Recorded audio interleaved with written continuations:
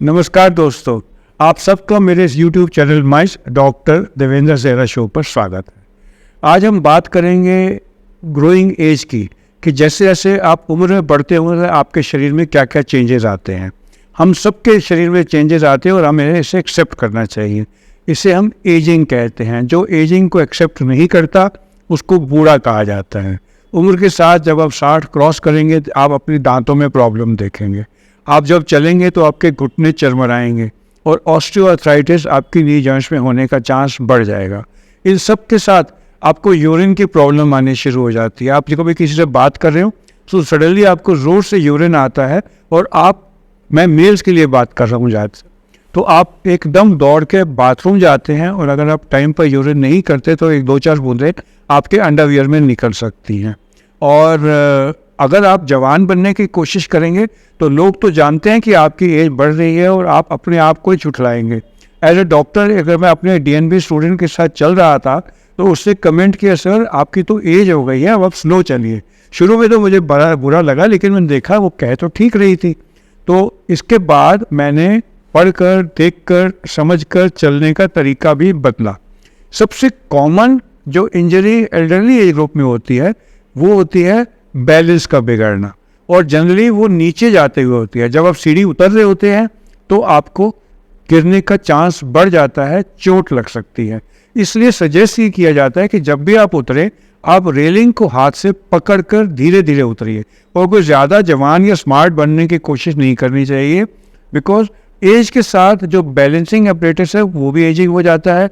आपका anticipation change हो जाती है। आपके जब पाँव धीरे धीरे नीचे सीढ़ी से उतरते हैं तो वो आधा मिलीमीटर भी अगर एडजस्टमेंट गलत हो जाए तो आप गिर जाएंगे।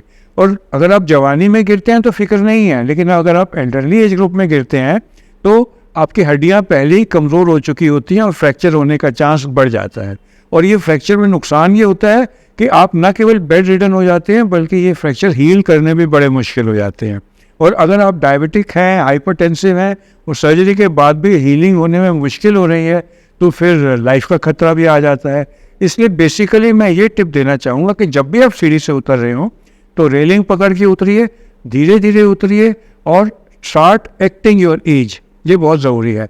एक और अंत में मैं टिप आपको देना चाहूँगा कि मोस्ट ऑफ द पीपल जो चलते हुए गिरते हैं वो गिरते हैं जब वो सडनली टर्न लेते हैं 60 साल से ऊपर। जैसे आप चल रहे हैं, आपके पाँव ऐसे ऐसे ऐसे, सडनली जब आप मुड़ते हैं तो आपका अगर एक पाँव दूसरे के ऊपर क्रॉस लेग हो जाएगा तो आपको गिरने का चांस बढ़ जाएगा। तो इसमें उतरना कैसे चाहिए? जैसे आप कार ड्राइव करते हैं, अगर आप छोटा सा टर्न लेंगे, जैसे टर्निंग रेडियस कम है तो गाड़ी के उलटने का चांस ज़्यादा होता है, इसीलिए आप टर्निंग रेडियस बढ़ा दीजिए। इसलिए जब भी आप चल रहे हैं और आपको करवट लेनी है और स्पेस है और गुंजाइश है तो आप अपना टर्न थोड़ा सा बढ़ा ले लीजिए। लेकिन अगर आप चल रहे हैं और सडनली आपको साइड से किसी ने आवाज़ दी और आप अगर एक पाँव इस तरीके से करके दूसरे के ऊपर ऐसे करके मुड़ेंगे तो गिरने का चांस बढ़ जाएगा। तो करें क्या? जैसे आर्मी में वो मार्च कराते हैं, लेफ़्ट टर्न राइट, जैसे लेफ़्ट टर्न कहते हैं, उस समय आप अपने पाँव को इस तरीके से मोड़िए, फिर आप इधर मुड़िए। इस तरीके से मत करिए। आप अपना पाँव एक आगे किया, एक ऐसे किया, फिर रुके, फिर इस तरीके से मुड़े, फिर चलना शुरू किया। इस तरीके से आप नोट करेंगे कि आपके गिरने का चांस कम हो जाएगा। तो मैंने सोचा एक छोटा सा अपडेट मैं आपको दे दूं। अगर आप मेरी उम्र के हैं, जो मैंने तजर्बे से सीखा है, जो पढ़ के सीखा है, मैं आप सबको बता दूं। आप सबका मेरे साथ जुड़ने के लिए धन्यवाद। अगर आपको इस तरह के अपडेट अच्छे लगते हैं तो मेरे चैनल को सब्सक्राइब कर लीजिए, क्योंकि मैं वो बातें आपको बताऊंगा जो जनरली यूट्यूब पर नहीं है। जो बातें मेरी अपना तजर्बा है मैं वो आपको बताऊंगा। शुक्रिया।